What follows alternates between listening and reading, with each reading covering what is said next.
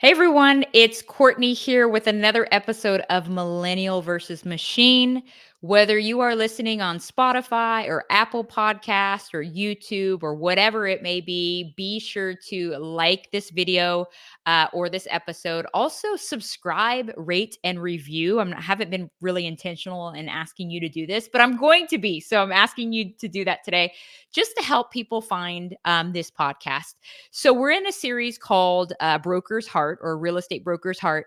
And we've been talking about just the different systems that real estate brokers have. We started off with an introduction where I told you a little bit about how things are set up, particularly here in Texas. And I referenced New Mexico a little bit as well. And then we started talking about systems for licensing and compliance, the not so sexy part of being a real estate broker. The last episode, we talked about systems for training. You guys know I love training. I am a firm believer of training. And I talked a little bit about my education background and how I use that day in and day out to empower and equip my agents to close more deals. Now, one of the topics that especially newly licensed real estate agents or agents that are looking to change brokers. This is really important to them, and that is lead generation. Okay. Anybody that's in sales knows that lead generation is one of the most important things of being a good salesperson. Okay. I say one of the most because actually being able to close those leads is probably the most important because that is directly tied to a salesperson's income. Okay. So I want to talk a little bit about this. Now, we haven't talked a little bit about like commission splits, but essentially agents that are sponsored by brokers have usually some sort of independent contractor agreement and or employment agreement if they're employees, okay? And in that agreement, it typically will outline the split when a transaction closes, okay? So some are flat fee brokers in the sense that their agents pay a flat fee to the brokerage every month. Okay. Most brokers have some sort of commission split. So if it's a customer that is, or a lead that is generated by the brokerage, it might be a different split than if it's a lead that the agent generates. Okay.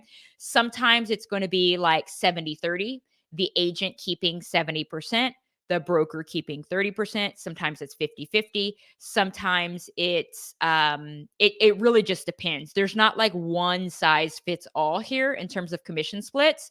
And so if you are an agent shopping around different brokerages, you're going to want to ask, what is the commission split? What do I get in terms of if I'm sharing part of my commission for you with you, excuse me, what is the brokerage going to give me? Okay. Whether that be support, whether that be transaction coordinators, like whatever the case may be, it's really important to do your due diligence. Now, if you're a broker and you're looking to recruit more agents, maybe you're the leader of a team at a brokerage and you're looking to recruit more agents. One of the ways that you can differentiate yourself, but then also attract quality agents to join your team has to do with having fair and or comparable commission splits. Like it's an easy thing to do. Now, why do I talk about commission splits when this episode is about lead generation? It's because every brokerage is a little bit different when it comes to how they get customers and funnel customers to their agents, right? Sometimes you'll have brokerages that are not really big in lead generation. They give you kind of the bare minimum support, but as a result, they're not taking much of your commission and it falls on you to generate leads. Okay. I'm going to be speaking to this in both senses. So, I'm going to talk a little bit about the ways that brokers generate leads for their agents, but it also goes hand in hand because agents listening to this can use these same techniques to generate their own customers. And 9 times out of 10, when you generate your own customers, you're probably taking a bigger piece of the pie when it comes to that person closing on the purchase or the sale of their home. Okay. So, before I get into the four main things when it comes to lead generation, I love this part of the game. Okay? This is where you truly are an entrepreneur, okay? And even if your broker is generating the leads, you have the ability to really exercise creativity, to build consistency in your approach, and to be a little bit innovative, right? Now, agents are different. There are agents out there that are like, "Look, Courtney, I don't want to be in the business of generating customers. Like, I want to pay somebody or pay a service or whatever to generate customers, and that's totally fine." And then there are other agents that are really about the hustle, really about getting creative, and they do want to take this on. And I do think that as a real estate professional, if you are intentional about generating leads, generating customers for yourself, that is a key component to the longevity that you have in the business. Okay. I'll give you a couple of my stories here in a little bit when I give the examples. All right, so let's talk about one aspect of lead generation, and that's through a brokerage's site. Um, and typically their brand. So I'm kind of combining that into one category. There are brands of brokerages that have been around for a very, very long time. Okay.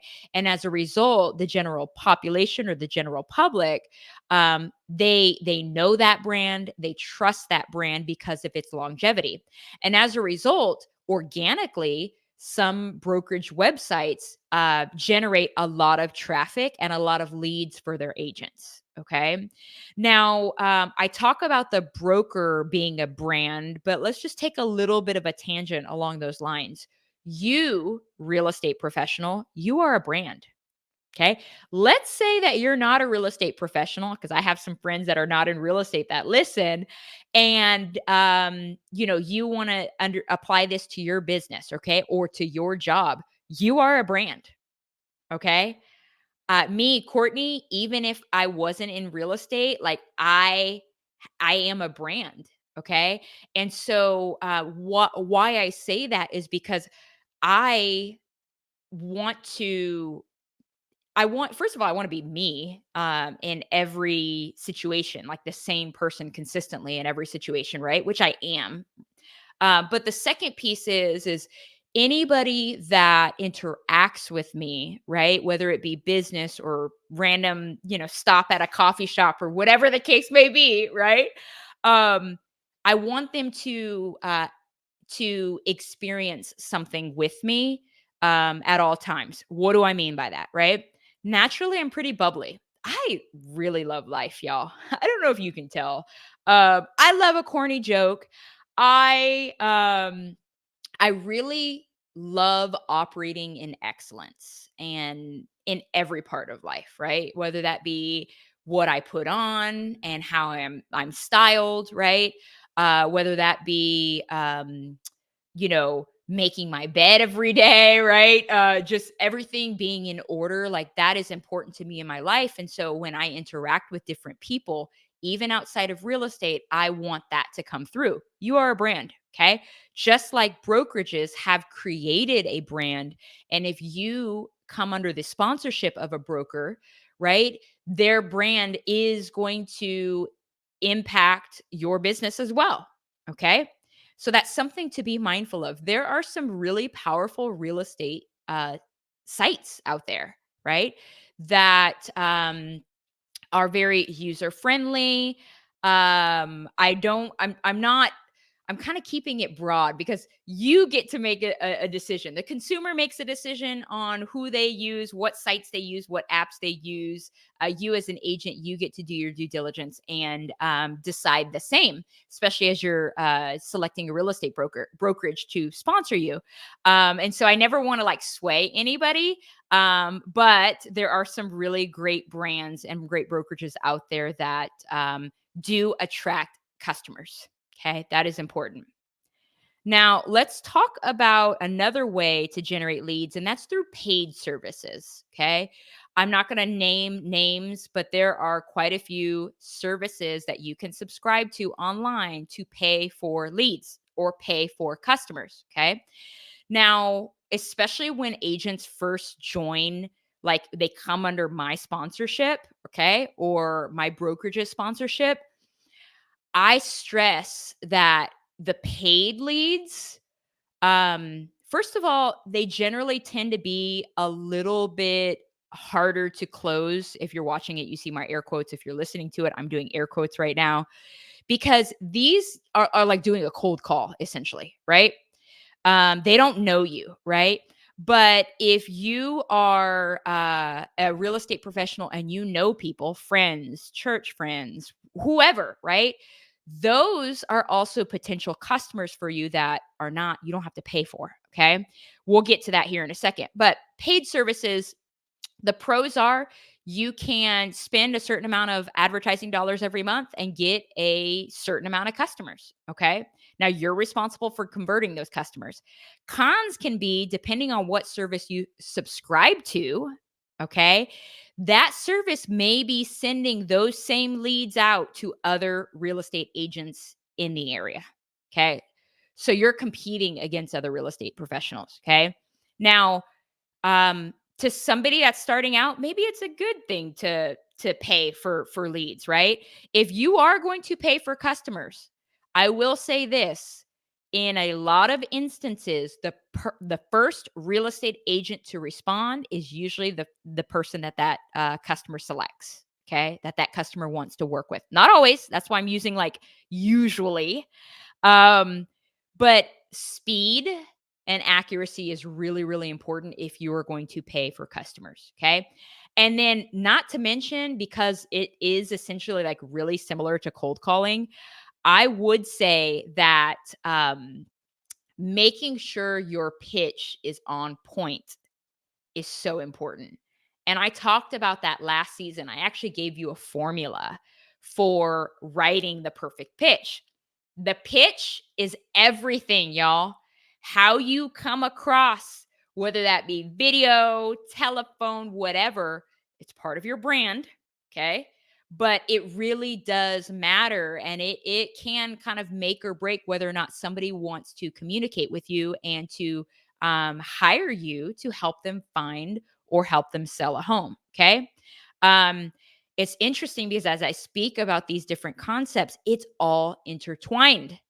Okay. Just like I said, I am a brand and I want people that interact with me to experience certain things. It's the same thing with your pitch. And as you are working with customers that you pay for, that you receive from the service that you subscribe to. Okay. Okay, so the last two buckets, I guess you would say, of lead generation are something that anybody and everybody can do. Okay. Some people do it better than other people, and that's fine. It takes time, it takes systems, and it takes practice for you to perfect this. So the next bucket is networking. So simple. Networking is something that every salesperson should be good at. It doesn't always involve going to a formal event. Just like I mentioned, you can be at a coffee shop. Y'all know I love coffee. And somebody strike up a conversation with you, right? That is a potential networking opportunity. It does not mean that you need to go around handing your business card. No, no, no, because that's not effective networking, right? It's really paying attention and caring about what this other person is telling you, what they're communicating to you, right? And just being present in the moment. Like it is that simple. And I think sometimes we as humans overcomplicate it. Okay. But like literally walking around with a smile, being approachable, no RBF here. Okay. Um, you know, being mindful of how others perceived you, how well put together you are, right? Are you in yoga pants? Now, no knock with the yoga pants, y'all, because y'all know I love yoga pants and like casual, okay? But like when you are out and about as part of your brand, like how you show up, how you speak, all of that matters in when it comes to networking and when it comes to connecting with people, okay? Networking is powerful, you guys. I'll give you an example. I was at a networking event years ago and I connected with who who is now my CPA. She's still my CPA, and she's amazing. She was actually on season 1 of the podcast. And we just struck up a conversation, and I was telling her about my book, and it took me a minute to hire her to be my CPA just because like life was lifing. But that is a strong connection that I have. She's wonderful. Her and her friends have come to my house before, and that was a powerful networking experience, right? I actually gave her some customers, because she is a mortgage lender as well, and she helped close them, and it was like flawless, right? So these are opportunities. Like, know that a customer may not be generated immediately from a networking opportunity, but maybe that customer will come over time because you're nurturing that relationship. And when you're networking, this is at least how I see it and how I operate. Now, I am not claiming to be a networking guru, okay? But I do like to be intentional about nurturing relationships and building relationships. And so, one of the things that I would say about networking is don't go at it with the mindset of what's in it for me. I got to get this customer. No, be your authentic self and go and approach it from a place of how can I add value to this other person? How can I add value to other people that this person knows? Right? Because there's a way to go about that without being like super pushy or super salesy. Okay. Be your authentic self. Be genuine in your curiosity of the person with whom you're interacting. That's that's how I view networking. And maybe you're like, "Oh my gosh, Courtney, I am a total introvert." No problem. Maybe you're not at a place where you want to actually um, go to a formal networking event. No problem. Start where you are. I think I shared this on the podcast a while ago, but like one of my agents told me that. So I said, start where you are. Start with who you interact with at the grocery store or the gas station, right? Smile. Ask them how are they doing, right? Look at their name tag. Say their name. I like to do that like when I'm at restaurants. Um, like acknowledging, hey Joe, um, how are you today? Right? Saying a person's name actually goes a long way. Like it shows your intentionality, right? I love networking. I could almost do one episode about networking. Okay. So let's go to the last bucket when we're talking about lead generation. Okay. So, real quick, let's recap. Okay. Make sure you guys are following here. Lead generation one, the first bucket was a brokerage's website or their brand, right? The longevity of a brand or brokerage website does generate customers. Number two is paid services. There are paid lead generation services, okay, that we discussed. Number three, we talked about networking. Most of the time is relatively free, minus the drinks or the food that you got to buy, right? And it's very easy, low barriers to entry. The last bucket I want to talk about is social media. And I saved this for last because I actually know quite a few people that are like, Courtney, I don't want to do social media. And I understand. It takes a lot of effort and it takes a lot of intentionality when you are building yourself as a brand on social media. And if you have been following me for any amount of time, I was really heavy into social media. This was probably 2016 is when I really got serious. Shout out to my friend Nicole Patrick. 2016 to probably about 2019. Like I was really diligent about building myself on social media, building my brand, making sure that you all knew, hey, I'm that real estate girl from Texas and I love it. And I'm here to give you free game, right? And I am still that girl. I've dialed my social media back a lot and I kind of go back and forth if I want to like revive it. Um, what I would say with social media is similar to what I would say with networking. Don't think about how I can get customers from it, right?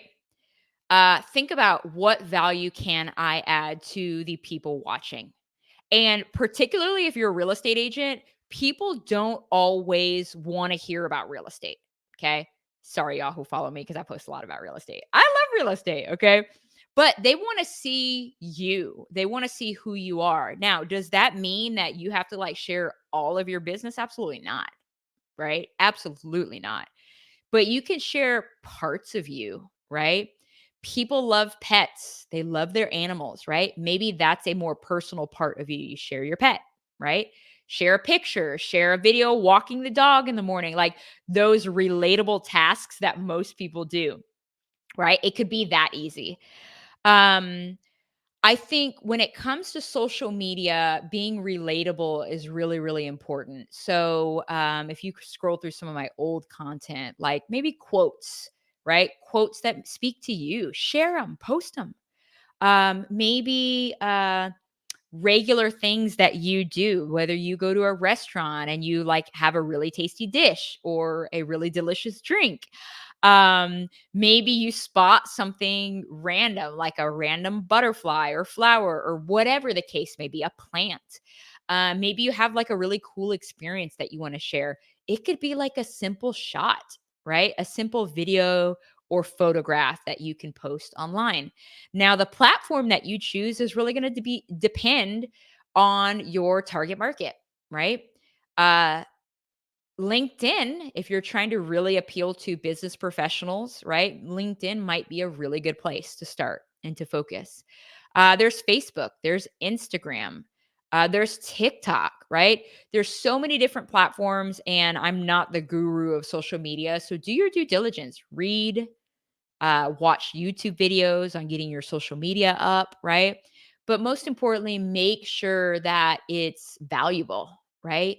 Make sure that it's relatable and make sure that it's authentic to you. Now, speaking of authenticity, you do want to remember that you're a brand, okay? So if you are in your house and you have a huge pile of laundry, behind you sitting on a bed and you're going live may not be the best. Okay. May not be the best. Okay. I'm no knock if you've done that before. Okay. But you want to be mindful of like the optics and what people can perceive. Okay. Um, so just be mindful of that. The other thing that I was going to say, I'll give you an example of what I did. I was at one of my listings and that listing was vacant. And one of the things that I do at my vacant listings is I will go and like sweep up every once in a while, right? I will go and wipe the counters down just because Texas is a dusty place, right? Just dust accumulates, sometimes dead bugs, sometimes like people will track things in on the floor. It's just normal stuff, right? So, because I want to be committed to excellence, because I want my clients to know that like I am deeply invested in getting their home sold. That's what I do. So I was like, you know what? I'm going to go live. And I had my little tripod. I set it up and I got my broom and I'm like literally in the kitchen sweeping. And I can't even tell you what I was talking about, but I was moving around on the camera, sweeping. And it's so funny because the client texted me. She said, "Hey, that's my house." And she just got a good laugh out of it. And then she ended up sharing it with her friends, like, look, this is what my agent does, right? Um, and I thought that was cool from a branding perspective, right? I know she remembers that. I'm sure her friends that she told will remember that. Not to mention because I was moving, because my setup, which you need to be mindful of, it got people to actually stop and watch the video, right? So when you are engaging with folks on social media, first of all, you want your post to look nice, right? You want them to be relatable. You want it to be authentic to you, but you also want to do it in a way that you grab people's attention, whether that be what you're doing on the video, whether that be the caption. We live in a society where it's like everybody's just scrolling, right? And so you have just split seconds to make a first impression on a new follower or an existing follower, and you got to give them something that will motivate them to actually pause on your post. Okay. Now, I know some of y'all are listening to this like, Courtney, that's too much. This is why I'm not on social media. And that's okay. But just know that social media can be a very effective and efficient way to connect with your past clients, your friends, and your family on a large scale at one time. So I can go on and on about social media. Um, and it's like a wrestle for me right now. So you may or may not see me regularly on social media. I got to figure it out. Okay. So just know we're all in the same boat. Test to see what works, right? And make it simple. And the last thing that I will end on is make sure you're consistent. Okay. Maybe you start out with one post a week. I might consider that for myself in 2024. I don't know. Make sure you start out with one post a week. Do it consistently, right? Maybe put it on your calendar, block the time, and then add to that. Okay. But consistency wins. The algorithms on all social media platforms do um, reward consistency. I hope this is helpful. These are kind of the four main buckets, if you will, that I consider when it comes to lead generation. Now, some brokerages have other internal systems. It really just depends. But this is a really good starting place just to get the wheels spinning on what you want to do in order to maximize generating customers for yourself. And I don't know, maybe on another episode, we'll refocus on closing the customers because that's a whole nother thing. In the show notes, I'm going to link the last season, the video, or excuse me, the podcast episode where I talked about like perfecting your pitch. That's also going to go hand in hand with lead generation. And I appreciate you guys for tuning in to this episode of the Millennial versus Machine podcast. And I will talk to you next week. Take care.